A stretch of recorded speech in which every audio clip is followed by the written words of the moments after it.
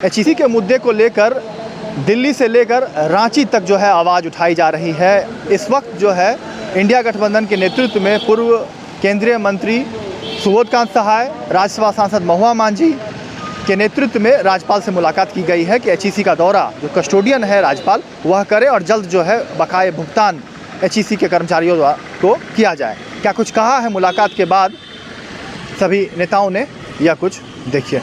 ये है कि एचईसी पर तमाम लोग काम कर ही रहे हैं, सभी लोग चाह रहे हैं कि उसका पुनरुद्धार हो, लेकिन सालों से ये पेंडिंग है और धीरे धीरे उसकी स्थिति बदतर होती जा रही है।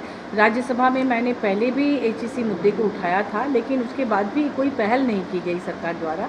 तो मैंने उस दिन इसके बारे में कहने के लिए चुना जिस दिन इसरो की उपलब्धि पर चर्चा हो रही थी, और उस समय मैंने कहा कि इसरो के वैज्ञानिक और इसरो बधाई के पात्र हैं, उनको धन्यवाद दिया, लेकिन साथ ही कहा कि इसरो के लिए चंद्रयान 1, 2, 3 के लिए जो लॉन्चिंग पैड और अन्य उपकरण बने हैं वो एचईसी से बने हैं, और वो मदर इंडस्ट्री है। 1958 में पंडित नेहरू ने उसकी स्थापना की थी और एशिया का सबसे बड़ा इंडस्ट्री है, और इसके बावजूद उसके साथ इस तरह का सौतेला व्यवहार क्यों हो रहा है।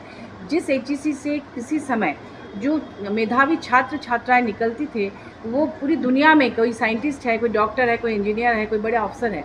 अभी जो हालत है कि तनख्वाह नहीं मिलने की वजह से बच्चों का नाम स्कूल से कट रहा है, वो चाय बेच रहे हैं, अखबार बेच रहे हैं, इडली बेचकर वो ऑफिस जा रहे हैं ताकि उनकी हाजिरी बनी रहे, और उनका सेंटिमेंट जुड़ा हुआ है उससे। और इतना बड़ा इंडस्ट्री क्यों, आखिर केंद्र सरकार प्रतिमा पर, इतने बड़े बड़े स्टैचू पर करोड़ों रुपए खर्च कर रही है। ठीक है, स्टैचू बनाइए, लेकिन एक जीवंत लोगों के द्वारा संचालित इतनी बड़ी इंडस्ट्री में आप इन्वेस्ट नहीं कर सकते हैं। वर्किंग कैपिटल नहीं है वहाँ पर, और क्या आप उसको सिख इंडस्ट्री घोषित करने की तैयारी कर रहे हैं?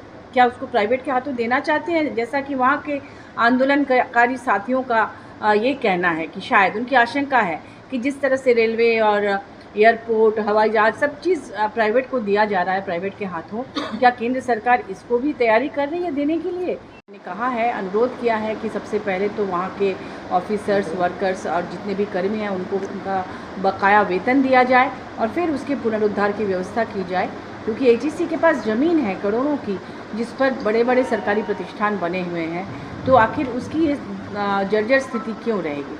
तो इन तमाम मुद्दों को लेकर हम लोग काम करें। टीम इंडिया इसमें पूरी तरह से लगी हुई है। अब आज हम लोग राज्यपाल महोदय से, झारखंड के, उनसे मिला हम लोगों ने, और मिलकर सारी बातें हम सभी लोगों ने बताई कि आप इस कस्टोडियन हैं इस एचईसी के, तो आप इसमें पहल करें। तो उन्होंने और भी डॉक्यूमेंट्स मांगे हैं ताकि और अच्छी तरह से, क्योंकि जैसा कि माननीय सुबोधकांत जी ने भी कहा कि इसरो पहले चाहते थे कि इसको अपने में मर्ज कर लेना एचईसी को, क्योंकि वो उनके लिए इतना महत्वपूर्ण है। तो ये भी ध्यान देना है कि अभी आदित्य में भी शायद एचईसी का पार्ट्स है। आगे भी 2047 तक भारत को हम लोग एक विकसित देश के रूप में लाना चाह रहे हैं, तो इसमें एचईसी की बहुत बड़ी भूमिका हो सकती है, और यही विश्वास दिलाना है केंद्र सरकार को, और उसको प्राइवेट के हाथों में नहीं जाने देना है। मैं ये कह सकता हूँ कि 1 घंटा बात आपने देखा होगा जो उनके साथ, और बहुत मुद्दे पर, सारे मुद्दे पे बात, सारी परिस्थिति पे बात। एक तो जैसा कि कहा गया कि कोई शॉर्ट डॉक्यूमेंट सपोर्टिंग दीजिए, जिससे उनको रिकमेंडेशन करने में उन्होंने साफ कहा कि प्राइम मिनिस्टर को हम रिकमेंड करेंगे, ये कहा। दूसरा, उन्होंने एक्सेप्ट किया है कि हम अभी तमिलनाडु जा रहे हैं, लौट के आते हैं तो एचईसी को विजिट भी करेंगे, जिससे अपने आँख से सब चीज़ देखेंगे।